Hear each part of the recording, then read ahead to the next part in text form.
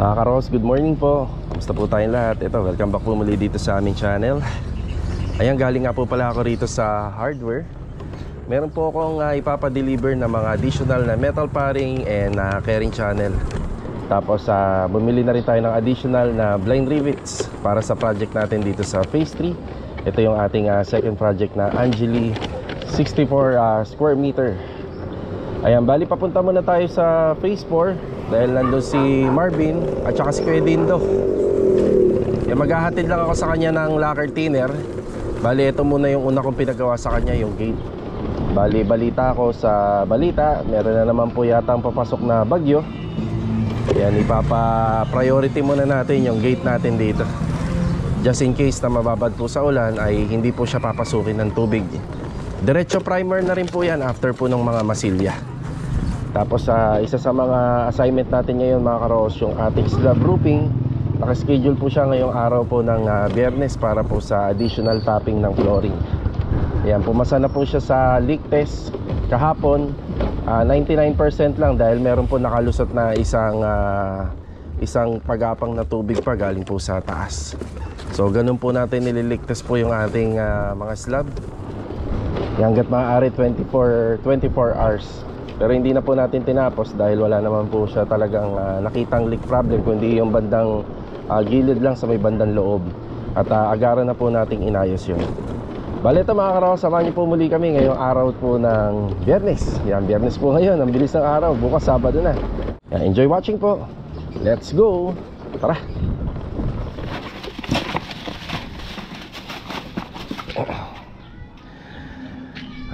Dito tayo sa phase 4. Ayan, bali may mga panambak nga rin po pala tayo na nakasako dito.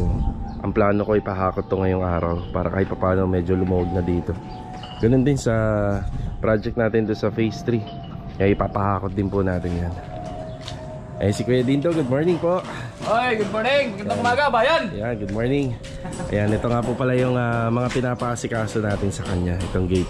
Importante ito na mamasilyahan na lahat para kung sakaling bumagyo or umulan na magdamag uli. Yan, hindi po ito mabababaran or hindi naman po siya mapapasukan ng tubig. Tapos diretso primer na po yan.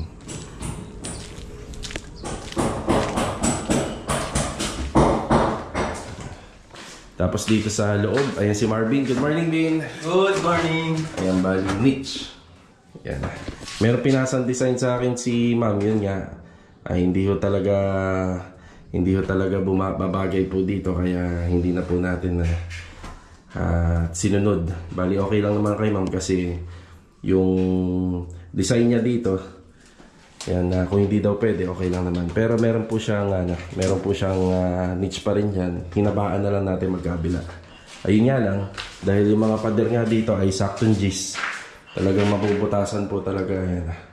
Bali yung tile setter na lang po bahala para ayusin po yung mga nabutas dito.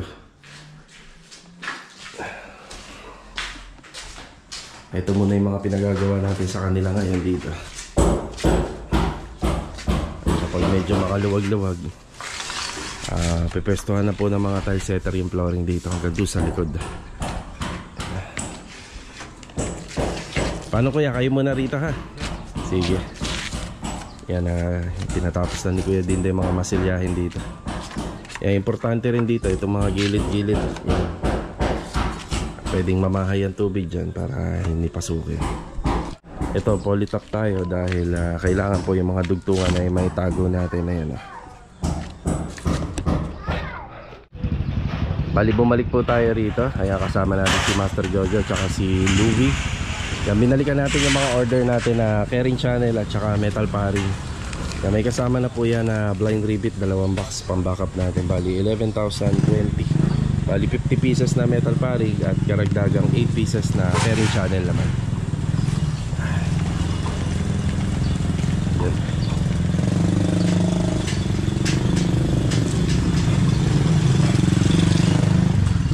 Boss, 50 lahat na. 50 piraso lahat. Bali, ito yung binili namin. Kasama na rito yung sa ceiling ng harapan ng bahay. Nakakisami po siya. Kasi ate, tatali natin te.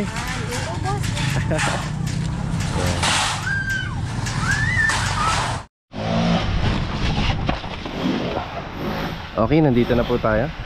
Metal paring, carrying channel. Ayan. Dito pala si Master Jojo, good morning. Good morning. Kasi Louie, good morning, Louie. Good morning. Kasi Kuya Richard, good morning. Chi, good morning, Chi. Ayan. Bali, ito isa sa mga assignment namin dito. Floor tapping, doon sa slab. Yan, may absent nga pala tayo, si Ricky. Yan, wala si Ricky ngayon. Hey boy, good morning po. Yan, yung electrical. Sabi na pala yung boss dito, yung dalawang circuito daw to. Dalawang circuito, itong Yung gate, sarili. Yung tatlo, sarili. Okay, sige. Saan mo kukunin tong isa? Yung dalawang Dito na lang. ceiling framing. Ayan, ceiling framing na rito. Tapos dito, i-final ko kay ma'am, pero ang alam ko rito kasi cooktop. So pagpapagawa nga ng ng lababo, kailangan may on-hand na nasukat ng lababo at saka nung cooktop para dun sa kitchen counter. Ayan na yung level ng ating kisame. Ayan, ipipraming na sila rito. Ayan yung laser. Yung makikita nyo yung tatlong tubo dun, ayun. Ang purpose po niyan, dyan po tatagos lahat nung sa exhaust fan at saka yung sa rain tube. So doon na po natin nilagay para hindi na mabutasan tong slab. Kasi balang araw pagka pinatayo nila yan, sinecond floor nila, problema pa doon sa mga linya ng butas.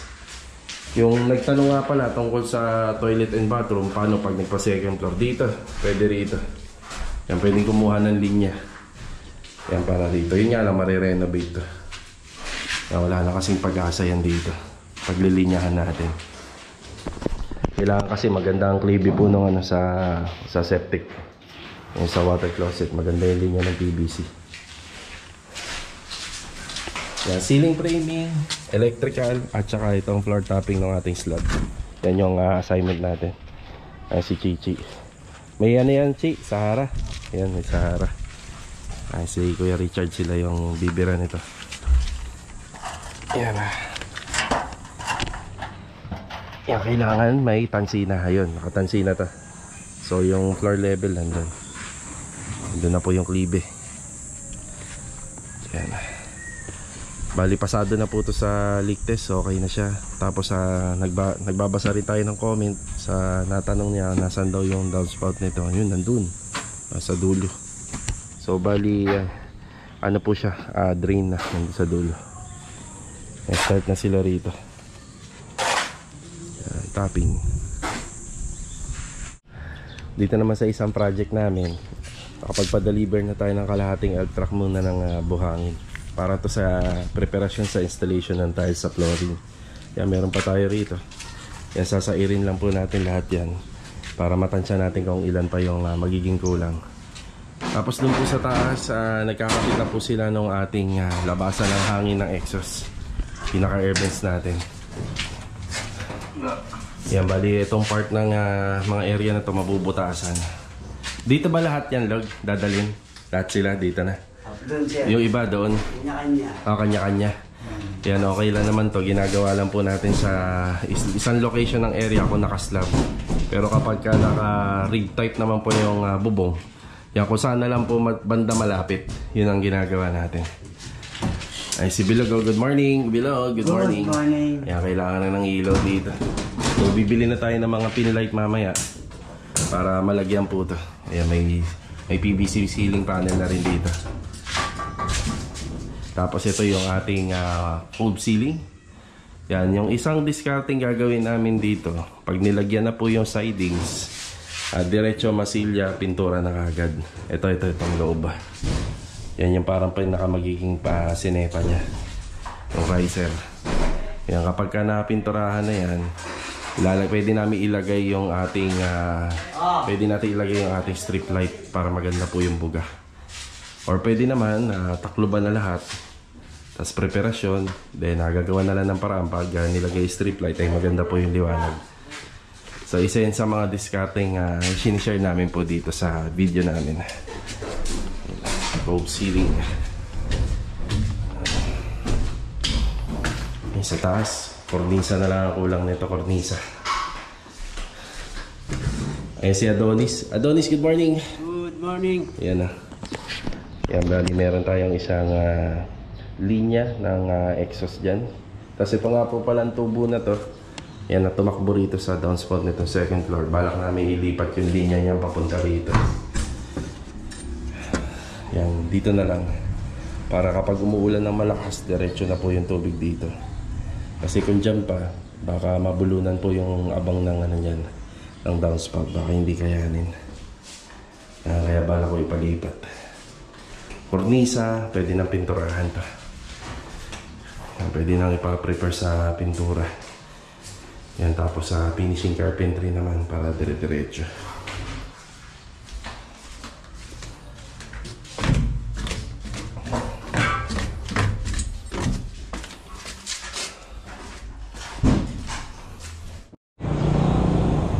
Yan, galing tayo ng opisina.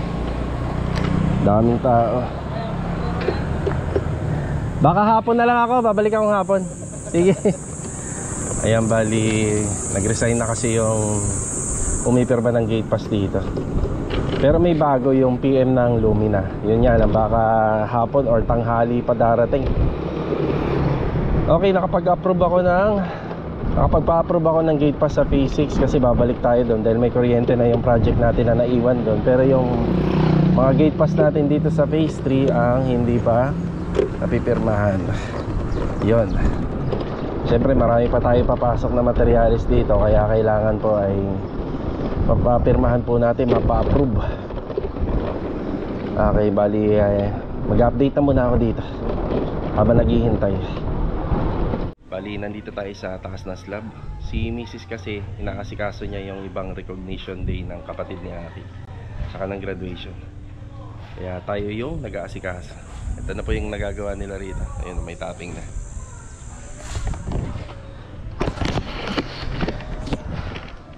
Yung pinakasakop na magiging additional topping nitong flooring is yung mga minasilyahan natin na mga siwang pa dyan. So lahat yan natatakpan na po lahat.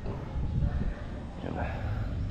So ito na yung pinaka final level saka pinaka final na flooring nitong ating ginawang slab dito.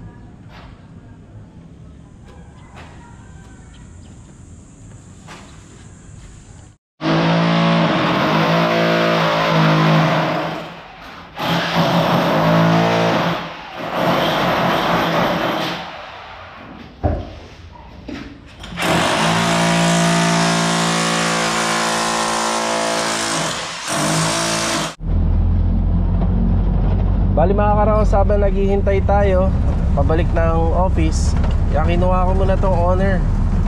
Kaya magpapagas tayo sa labas, tapos bibili rin tayo ng karagdagan tiles na kulang pa para dun sa poste, dun sa ating second project. Tsaka bibili na rin tayo ng mga additional na PVC pipe na number 2, pati yung fittings nya para dun sa mga ginawa nating abang na air vents. Yan, habang naghihintay tayo, yan, biyahe muna tayo. Yan, let's go. Tara. Yan, pagas muna tayo. Tapos yung bibila natin ng tiles, yan likod lang nito. Yan, halagang 1,000 pang matagalan na. Abot din ng 17 liters. 17 liters mahigit. Okay na tayo rito. Ito yung kulang. Yan, bali 990 yung anin. Tara. Dito na tayo. Ayan sila kuya, nagbibistay po.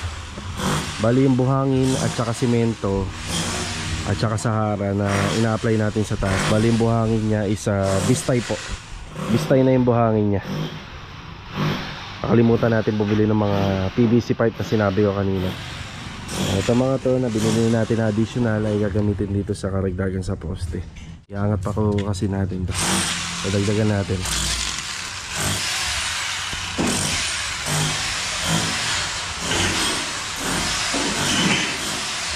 Ayan, bibilangin lang namin yung karagdagan dito kung ilan pa yung mga gamit. Ayan po yun. Diyan nalulusot yun yung mga tubo. Yung isa magagaling dito sa exhaust fan. Ayan.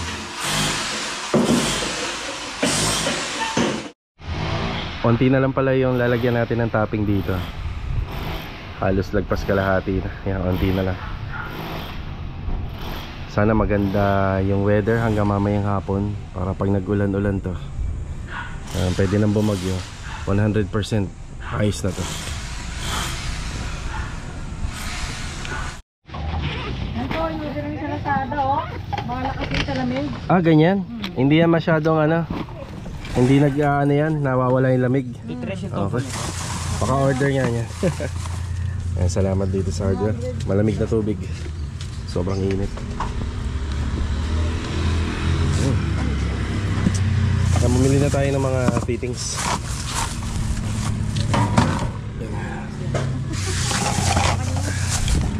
Tapos may PVC pipe yan na DDoS pa. Tsaka yung solvent po, ate. Maliit ba ba? Solvent na malaki. Dalawang dos lang. Dalawang dos lang daw. Elbow tres na siya. Ayan. May gahulo ko. Elbow tres na nandun na, no? Ela DJ. Ito yung elbow tres. Ang bali 1,245 lang. Kakarga na lang yung PVC pipe na DDoS.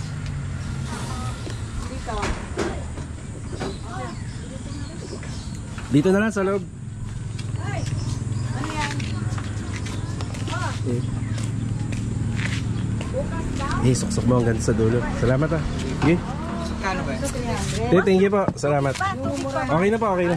Thank you. Sige pre, okay na yan. Thank you ah. Thank you.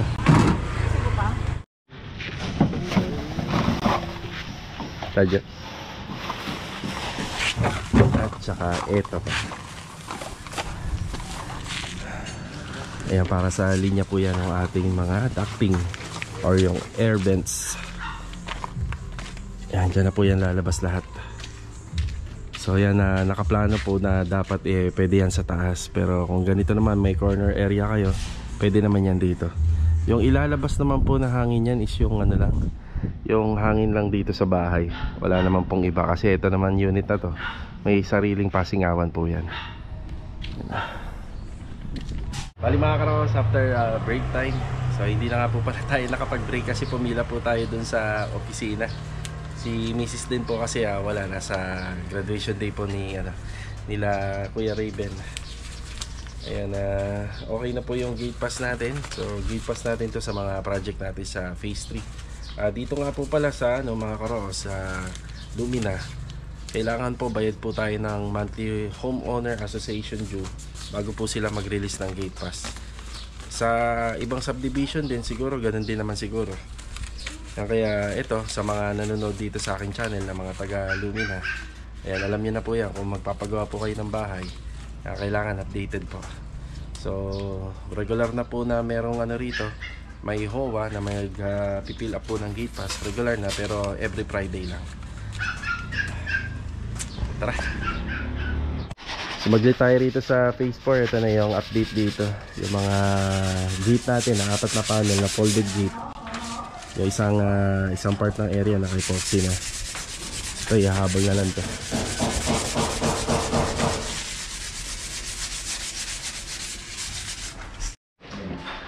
Tapos dito naman, since manipis na nga talaga yung pader dito, yan, pinabubutas na po natin yan diretso. Pero kakapal naman yan sa tiles, habulin po yan para meron pa rin maipatong. And tapos pagdating dito, plastering na lang po yan. Kasi ganun din naman, hirapan po yung nagsisinsil nito. Ayan, diretso butas na. ito muna yung update natin rito sa phase 4. Tapos pinalalagyan na po muna natin ng pansamantalang switches, yung mga pin light para hindi po uminit. Kaya kasi direkta po siya sana sa breaker. Okay na, Bin. Yan, papatibag na po natin yan. Tama, mukhang uulan na.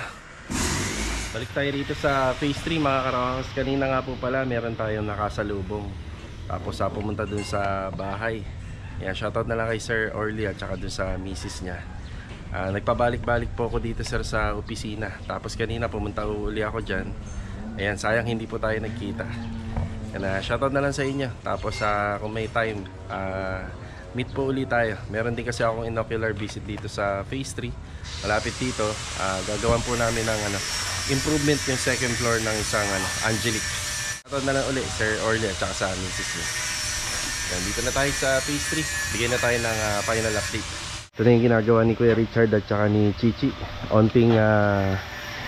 Onting part na lang ng flooring sa taas. Makukompleto na yung additional topping. Sila Kuya. Check natin. Ayan, konti na lang. Ito na lang. Tatapos na. Yan, na po yan. Nasa klibi na. Doon na papunta yung tubig. Ayan na.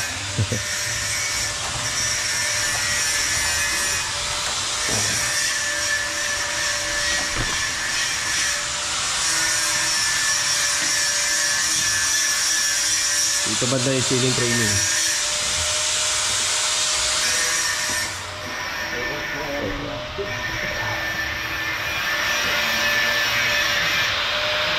Mga ginagawa ni Kuya Boy dito. Ayan, magpapalagay na po tayo ng mga additional outlet dito sa exterior. Yan, para sa CCTV yan. Yung mga ilaw sa poste, halos okay na rin yan. May mga wiring na. Yan, pwede na ipagpatuloy dyan yung installation ng tiles.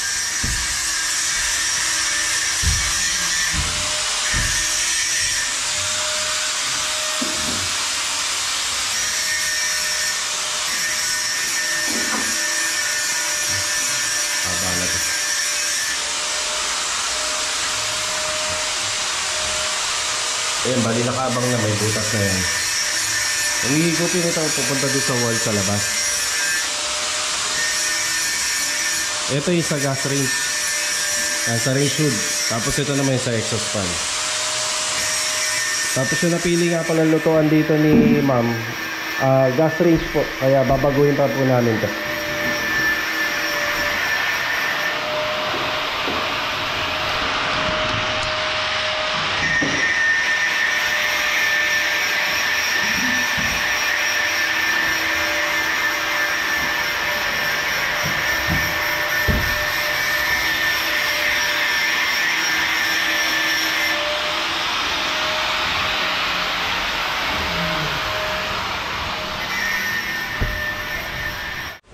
Bali yung mga pinapila pa natin sa gate pass form kanina para sa mga ceiling po. Yan, mga PVC panel. Yan, tapos yung improvement na rin ng stairs. Isa yan, karagdagang simento at buhangin. Yan, bali rito banda, dahil since naka steel deck kami, pinauna ko muna yung ceiling framing para dire-diretso yung gawa. Ang plano ko po rito, papipinturahan po natin ng epoxy primer itong steel deck. Kaya papipinturahan po natin siya kasi nung mga nakarang araw nakita naman natin tumagos po yung tubig dito nung bagyo. Yan, bali pa-primer coat po natin yan. Pero hindi naman po masyadong mahirap kasi kasyang-kasya naman ang roller po dyan. Ang kahit isang coating lang. Hindi muna natin pinagawa ngayon kasi hindi magagawa ito kung sakaling pinauna natin. Yan, habang iniintay natin yung PVC panel nito, bukas pwede po natin ipagawa po yan. Epoxy primer. Medyo mataas po itong banda. Yan, si client owner kasi natin dito, matangkad po na tao. Medyo tinaasan po natin. Pero yung itong banda sa dito sa kusina, hindi na kaya. Kasi meron po tayo mga ganito. Yan, may mga ganyan po tayo. Hindi na natin matataas. Pero yung dito sa may dining area, yan, mataas-taas pa po yan.